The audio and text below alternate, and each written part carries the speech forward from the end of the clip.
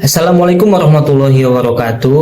Halo semuanya, kembali lagi dengan saya Rifki Ardiansyah dengan NIM 0702232090. Pada kesempatan kali ini saya akan menunjukkan proyek dari Codular Creation, yang mana dokumentasi ini untuk sebagai penilaian dari UAS pada mata kuliah pemrograman berbasis mobile yang diampu oleh Bapak Muhammad Alda MKom.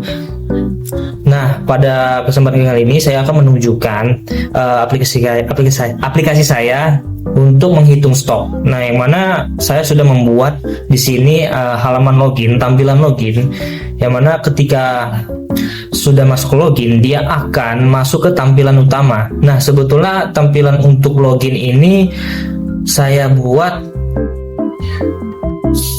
sebelum kita membuat akun, yang mana akunnya itu akan masuk ke dalam login DB ini, Airtable login ini.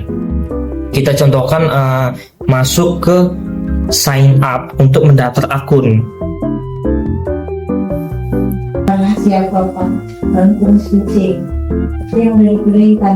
Nah, di sini saya contohkan untuk akan membuat namanya Rifki Ardiansyah, terus username-nya Uki, terus passwordnya asal aja ya, 226. Nah, ketika sign up dia akan masuk ke sini nih. Ini contohnya, ini kan udah ada nih, Rifki Ardiansyah udah ada nih. Nah, kita contohkan, tambahkan lagi. Nah, berhasil, pendaftaran berhasil dengan akun Anda. Otomatis di Airtable juga akan bertambah sendiri. Nah, itulah fungsi dari sign up, table sign up ini.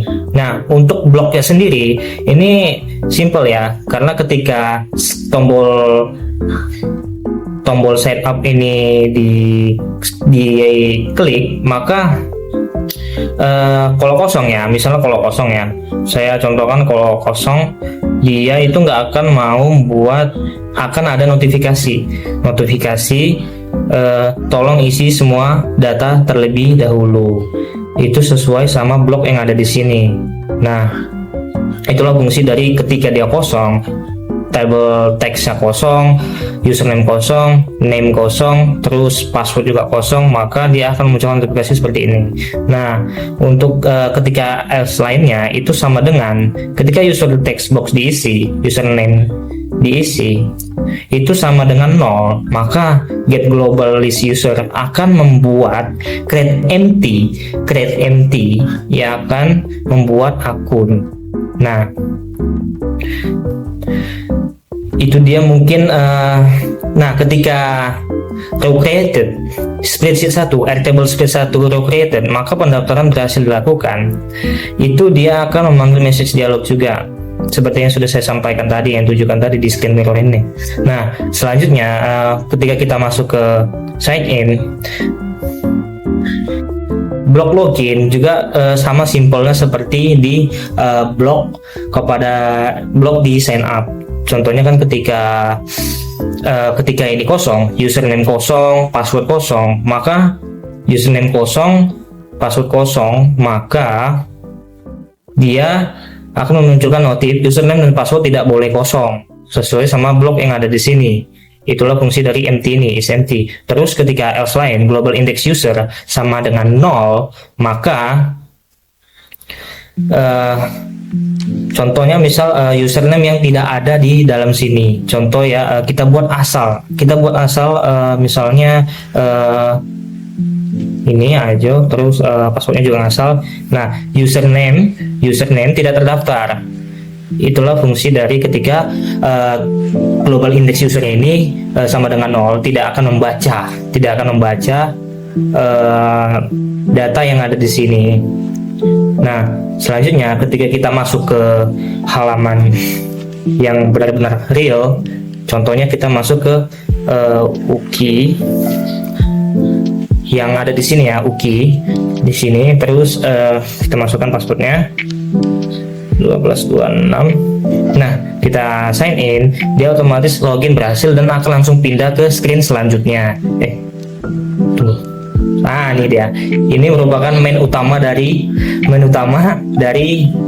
aplikasi stok barang saya. Nah, di menu main ini, screen menu main ini sebetulnya simpel aja. Nah, di mana tiap menu di sini sudah berfungsi. Kan di sini ada 4 menu. Di sini 4 menunya semuanya berfungsi. Contohnya kita masuk ke menu data si barang. Di si data barang ini dia akan otomatis masuk ke screen selanjutnya.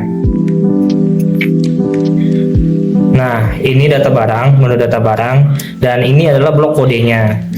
Nah, untuk data barang sendiri, ini sebelumnya sama seperti fungsi CRUD pada proyek sebelumnya, yang mana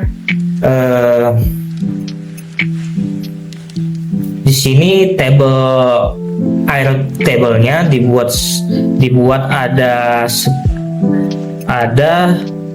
4. Yang pertama air CRUD, air stok, air kode, sama air nama. Yang mana inisiasi globalnya juga dibuat 3, yang mana hanya menampilkan 2 saja karena di kolom textbook di sini hanya ada 2, yaitu list kode sama list nama, dan juga indeks terpilih.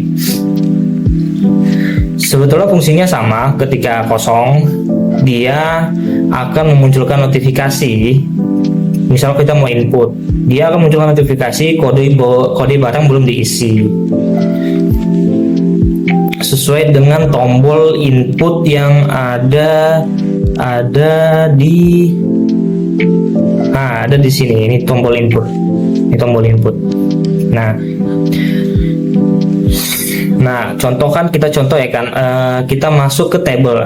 Nah, ini merupakan table untuk barangnya, stok barangnya. Table yang pertama itu data barang, barang masuk, barang keluar, dan stok akhir. Sesuai sama tampilan dari main menu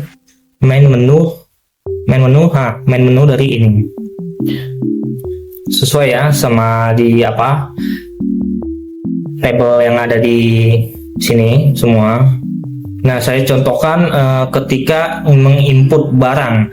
Nah, menginput barang, dia hanya ada dua table di sini, itu kode barang, nama barang. Kita contoh ya kan, memasukkan nama barangnya, misalnya B004. Nama barangnya itu adalah printer.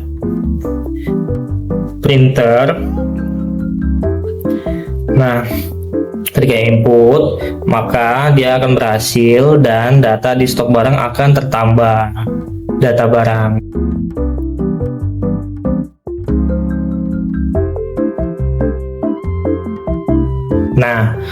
Nah, dia tertambah. Nah, tidak hanya tertambah di data barang, karena saya juga memasukkannya kepada stok akhir. Di stok akhir, di Airtable stok akhir, dia akan otomatis mengisi. Nah, mana dia ya?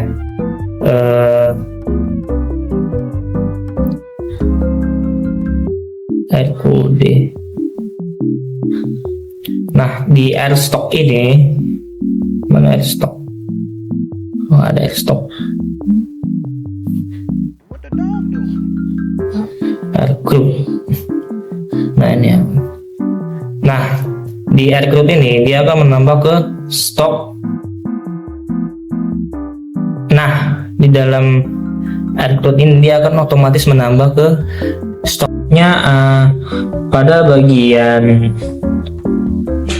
Nah, dia di stok akhir akan otomatis ditambah juga, tapi dengan jumlah 0, karena di sini saya set ketika dia menambahkan baru, maka dia menambahkan di notifier after choosing ini, dia akan menambah global index terpilih menjadi 0. Artinya otomatis dia akan ketambah ke stok air call. Dia akan memanggil get column untuk air kode di table stok akhir, itu berisi 0.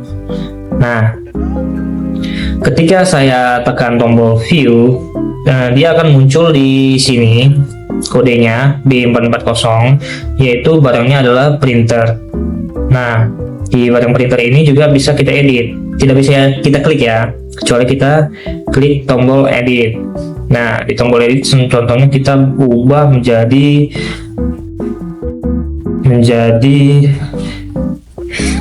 infocus. Nah, data berhasil diperbarui, otomatis di sini nama barangnya berubah dan di dalam tabel kode barang juga akan berubah menjadi infocus.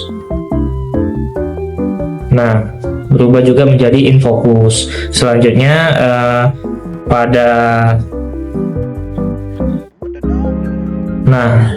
selanjutnya di tombol refresh sama juga, ketika nge-refresh dia akan otomatis merefresh setiap dataset yang ada di data barang dan stok akhir. Nah, selanjutnya untuk tombol delete sendiri, nah ini tadi tombol editnya, yang mana ketika mau edit dia akan mengeluarkan notifikasi pilih data terlebih dahulu melalui tombol view, atau nah di sini tombol view ini tombol view.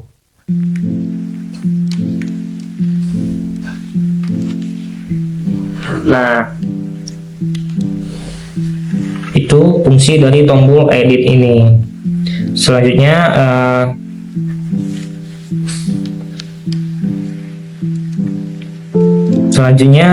di tombol delete sendiri dia akan mendelete sama ya sebetulnya di project create semalam, yaitu grade column insert pilih sama dengan 0, yang mana pilih data dahulu.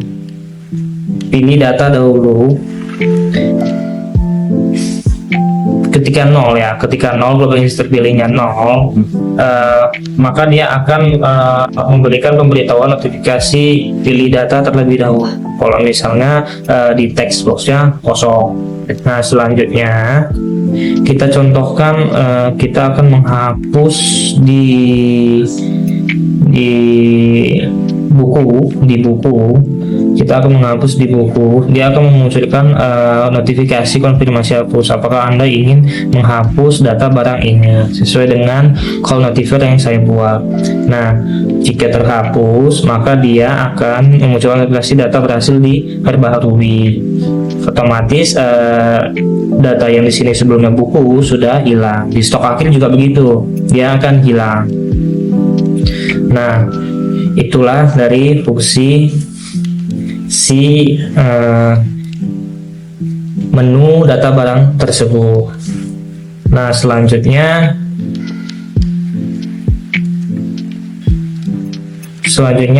kita masuk ke menu selanjutnya, yaitu menu yang kedua, yaitu barang masuk. Nah, di menu barang masuk sendiri kodenya seperti ini ya. Nah, untuk tabelnya sendiri dia ada tiga kolom: kode barang, nama barang, dan jumlah. Nah, di dalam perhitungannya ini saya membuat pilihan seperti produk penutup sebelumnya. Saya memakai spinner di kode barang. Nah, ketika tombol spin kode barang ini sama dengan 1, maka global index ini akan membaca dia akan kurang 1, dikurang 1. Nah, contoh kan misalnya kan kita pilih 1. Nah, dia akan menampilkan nama barangnya otomatis dan stok saat ini juga. Dan ini nggak bisa diklik ya, nggak bisa diklik karena dia hanya menampilkan datanya saja. Nah, ketika kita mau menambahkan proses, di tombol proses sendiri dia adalah ketika global index terpilih sama dengan 0, dia akan muncul notifikasi jumlah barang belum masuk, jumlah barang masuk itu belum diisi. Contohnya kita klik tombol proses itu, nah ini seperti ini notifikasinya. Nah, selanjutnya ketika kita mengisi barang di jumlah masuk ini, contohnya kan 95, di sini kan masih 95 di stok akhir. Di stok akhir masih 95. Kita tambah 15. Kita tambah 15, maka data berhasil diproses. Yang mana di barang masuk. Nah, B001 itu bertambah 15, dan di stok akhir yang tadi 95, dia akan menjadi 110 pulpennya. Karena sudah tertambah di sini. Nah, coba kita cek lagi apakah benar. Aduh.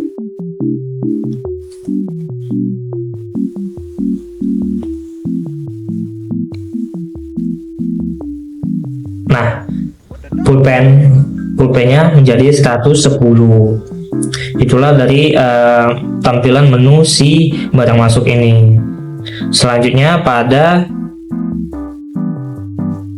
menu barang keluar. Nah, di menu barang keluar sendiri itu kodenya seperti ini. Sama saja seperti barang masuk, cuman bedanya ketika tombol proses buttonnya itu kan tadi sebelumnya kan ditambahkan. Nah, di proses buttonnya ini, ketika kita memilih barang, misalnya pulpen 110, itu ketika kita proses untuk mengurangi, ini kolom dari catatan pengurangan barang. Nah, contoh pulpennya kan ini kan 110, kita kurangi jadi 25, dia logikanya seperti ini. Jika kosong, maka sama seperti sebelumnya, silahkan pilih jumlah barang belum diisi kalau kosong ini. Nah, ketika jumlah keluar itu sama dengan stok TB ini, stok teks ini, itu dia akan mengatakan saldo stok tidak mencukupi untuk pengeluaran ini. Contohnya kan misalnya ini kan stoknya kan 110. Kalau kita bikin keluarnya dia 115, itu dia akan memunculkan notifikasi ini. Nah, stok tidak mencukupi karena dia membatasinya jika lebih dari stok akhirnya, stok TB-nya ini. Stok TB adalah ini. Nah, itulah fungsi dari ketika jumlah akhir itu tidak mencukupi untuk jumlah keluarnya. Nah, ketika cukup, dia akan memanggil airtable keluar, yang mana ketika kita buat di sini 25, maka dia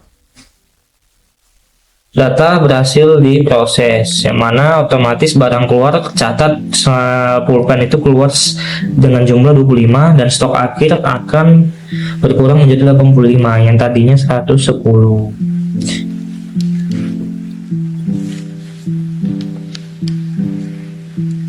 Mungkin itu saja dari menu barang keluar. Selanjutnya adalah di menu stok akhir ya. Nah, di stok akhir sendiri dia tampilannya seperti ini. Nah, di menu stok akhir sendiri itu yang bisa diklik hanya si kode barang ini. Jadi kita bisa mencari barang apa melalui si view all-nya ini. Nah, view all-nya ini akan menampilkan barangnya itu apa. Misalnya kan kode barangnya B001 kan. B001 itu nah itu adalah pulpen 85. Nah, ketika kita tekan tombol refresh, dia akan men-set kolom-kolomnya semua menjadi 0. Nah, contoh kan misalnya kita ketik B001, nah pulpen. Nah, ketika kita tekan tombol refresh, dia akan kembali kosong. Untuk tabelnya sendiri, ketika kolomnya mengambil nama, dia akan mengambil global list nama sesuai initiate globalnya di sini. Ketika create empty list, ketika kosong, sama juga dengan add stock, dia akan memanggil global list dari stoknya ini kalau kosong. Nah, begitu juga dengan add kode, dia akan mengambil global list kode dari initiate global dari list kodenya ini ketika kosong. Nah, ini fungsi search-nya tadi. Ketika kosong, dia akan memunculkan silakan isi kode barang terlebih dahulu. Nah, silakan isi kode barang terlebih dahulu. Duh, malah nambah. Nah,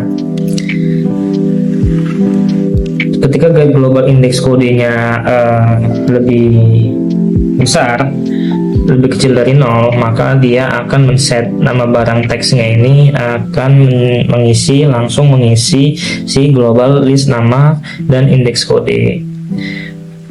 Mungkin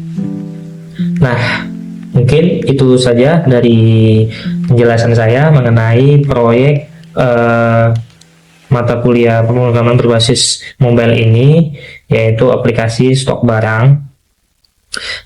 Saya harap dapat dipahami oleh kawan-kawan semua. Mungkin sekian dari saya. Wassalamualaikum warahmatullahi wabarakatuh.